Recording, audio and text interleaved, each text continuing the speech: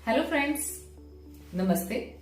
मैं doctor Rita Chaudhary, consultant paediatrician and neonatologist, इसी बचपन में आपका स्वागत करती हूँ।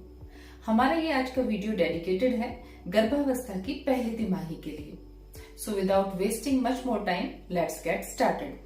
But firstly, lots and lots of congratulations if you really had seen those two pink beautiful line confirming your pregnancy. गर्भावस्था किसी भी महिला के जीवन की एक बहुत ही इम्पोर्टेंट फेज है और ये आपको आभास कराती है कि आप एक उत्पत्ति करता है और आपसे एक नए जीवन की शुरुआत होती है। अगर हम गर्भावस्था की अवधि की बात करें तो इसकी गिनौत्री आपके लास्ट मेंस्ट्रुअल पीरियड के प्रथम दिन से गर्भावस्था के अंत तक की जाती है। ये अवधि 280 दिन, 40 हफ्ते या फिर 9 महीने 7 दिन की होती है। इस पूरे गर्भकाल को 3 तिमाहियों में विभाजित किया जाता है। प्रथम तिमाही यानी फर्स्ट ट्राइमेस्टर ऑफ प्रेगनेंसी गर्भावस्था के पहले हफ्ते से लेकर 12वें हफ्ते के अंत तक होती है। द्वितीय तिमाही या सेकेंड ट्राइमेस्टर 13वें हफ्ते से लेकर 26वें हफ्ते के अंत तक होता है। थर्ड ट्राइमेस्टर यानी कि तृतीय तिमाही 27वें हफ्ते से लेकर प्रेगनेंसी के अंतिम दिन यानी कि डिलीवरी तक होता है। इस वीडियो में हम कवर करेंगे प्रथम तिमाही में गर्भवती महिला के शारीरिक लक्षणों और बदलावों के बारे में। सेकेंडली बात होगी आपकी doctor visit, test and supplement required के बारे में।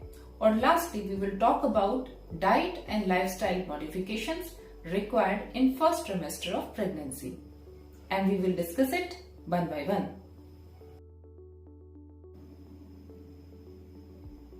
सबसे पहले हम डिस्कस करेंगे फर्स्ट ट्राइमेस्टर में गर्भवती महिला के शारीरिक बदलावों और लक्षणों के बारे में। हालांकि गर्भावस्था की ये अवधि हर एक महिला के लिए अलग अलग अनुभवों वाली हो सकती है, पर कुछ सामान्य लक्षण इस प्रकार हैं। आपका सबसे पहला लक्षण होगा आपकी मेंस्ट्रुअल साइकिल का रुक जाना। और जैसा कि हम जानते हैं, फर्स्ट ट्राइमेस्टर गर्भावस्था के पहले दिन से लेकर 12वें हफ्ते तक होता है। तो इसका मतलब ये है कि जैसे ही आपको अपनी प्रेगनेंसी कंफर्म होती है तो आप ऑलरेडी 5 से 6 हफ्ते के प्रेग्नेंट होते हैं। गर्भावस्था का सबसे कॉमन लक्षण होता है मॉर्निंग सिकनेस, उल्टी या उबकाई का होना। और ये मॉर्निंग सिकनेस आप दिन के किसी भी समय अनुभव कर सकते हैं और ये 85% महिलाओं में पाया जाता है। गर्भावस्था की शुरुआत में हल्की फुल्की स्पॉटिंग का होना भी सामान्य है। शुरुआत में होने वाली स्पॉटिंग फर्टिलाइज्ड एग के गर्भाशय की दीवार में प्रत्यारोपित होने का संकेत होती है। पर हाँ, अगर आपको तेज ब्लीडिंग बहुत ज्यादा एब्डोमिनल पेन के साथ हो रही है तो ये एक खतरे का लक्षण है। इसको इग्नोर ना करें और तुरंत अपने डॉक्टर से परामर्श करें, क्योंकि ऐसा एक्टोपिक प्रेगनेंसी या फिर अर्ली मिसकैरिएज में हो सकता है। कुछ गर्भवती महिलाओं में ब्रेस्ट टेंडरनेस भी पाई जाती है। ऐसा प्रेगनेंसी में होने वाले हार्मोनल चेंजेस की वजह से होता है और ऐसा होना सामान्य है। इससे ब्रेस्ट में मिल्क डक्ट फॉर्मेशन होती है, जो कि मिल्क फॉर्मेशन और लैक्टेशन में सहायक होता है। प्रेगनेंसी में कॉन्स्टिपेशन का होना भी सामान्य है। प्रोजेस्टेरॉन हार्मोन के बढ़ते हुए लेवल के कारण हमारे इंटेस्टाइनल कॉन्ट्रैक्शन स्लो हो जाते हैं, जिसकी वजह से कॉन्स्टिपेशन का अनुभव होता है। कॉन्स्टिपेशन को रिलीव करने के लिए फिजिकली एक्टिव रहें, फाइबर रिच डाइट का प्रयोग करें और तरल पेय पदार्थों की मात्रा को भी बढ़ा दें।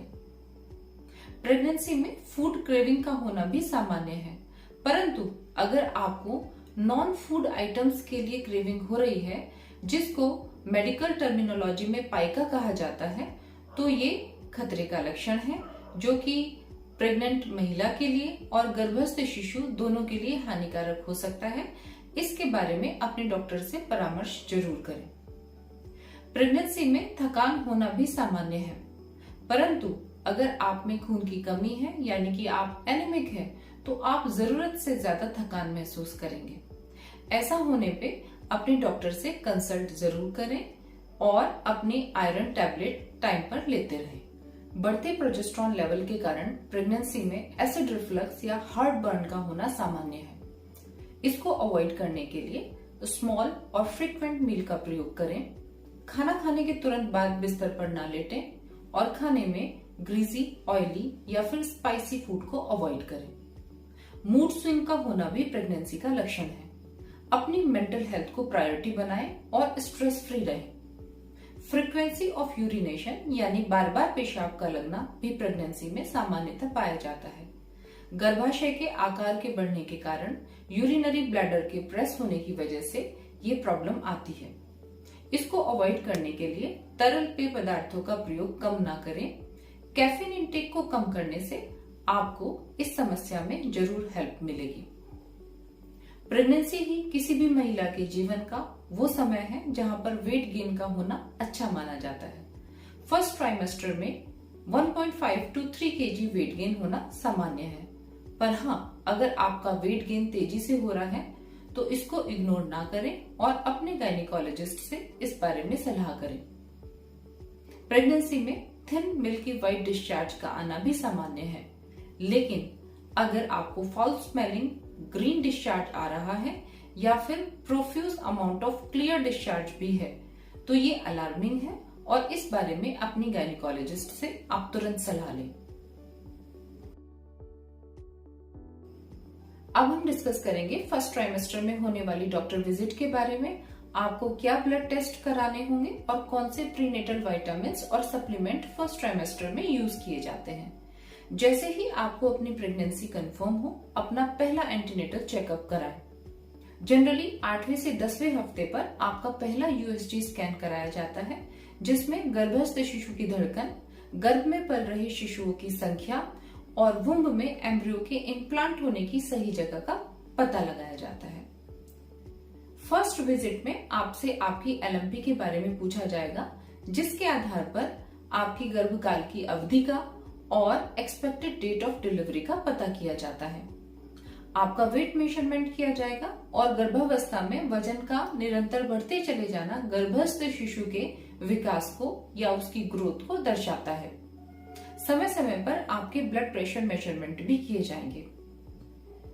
फर्स्ट ट्राइमेस्टर में जो मुख्य ब्लड टेस्ट कराए जाते हैं उसमें आपका ब्लड ग्रुप RH पॉजिटिव या नेगेटिव, आपका haemoglobin level, thyroid function test, viral marker test for hepatitis B, hepatitis C and HIV, antibody level for rubella, vitamin D level and screening for sexually transmitted disease की जाती है, like VDRL for syphilis. कुछ urine test भी first trimester में किए जाते हैं। Firstly to confirm pregnancy, secondly to rule out UTI and thirdly to detect protein in the urine. Urine में प्रोटीन का आना खतरे का लक्षण है, जो कि प्री एक्लेम्पसिया का संकेत होता है। आपकी मेडिकल हिस्ट्री, सर्जिकल हिस्ट्री और family history for certain genetic disease भी फर्स्ट ट्राइमेस्टर में आपसे पूछी जाएगी। फर्स्ट ट्राइमेस्टर में डॉक्टर विजिट के दौरान गर्भस्थ शिशु में क्रोमोसोमल डिसऑर्डर की स्क्रीनिंग भी की जाती है, ताकि समय रहते ऐसी गंभीर बीमारियों का पता लग सके और मेडिकल टर्मिनेशन ऑफ प्रेगनेंसी पर भी विचार किया जा सके। ये स्क्रीनिंग 2 प्रकार से होती है, एंटी स्कैन के द्वारा, जो कि एक USG स्कैन है, और डबल मार्कर ब्लड टेस्ट के द्वारा। एंटी स्कैन जनरली 11वें से 13वें हफ्ते की प्रेगनेंसी पर किया जाता है, जिसमें USG के द्वारा गर्भस्थ शिशु में गर्दन के पीछे की तरफ स्किन के नीचे तरल पदार्थ को नापा जाता है। इसके abnormal level down syndrome baby की तरफ इंडिकेट करते हैं। डबल मार्कर ब्लड टेस्ट में human chorionic gonadotropin, HCG hormone और PAP-A that is pregnancy associated plasma protein A के लेवल को ब्लड में नापा जाता है।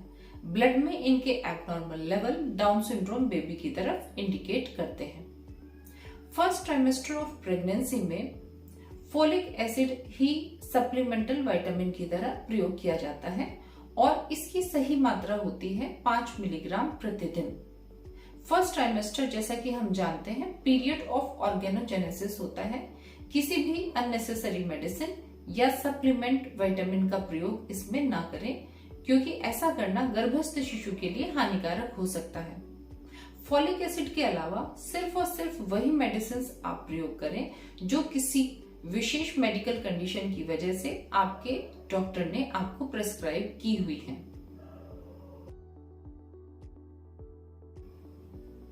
Lastly, we will discuss about diet and lifestyle modification needed in first trimester of pregnancy. प्रथम तिमाही में सामान्य से 300 कैलोरी अधिक की आवश्यकता होती है।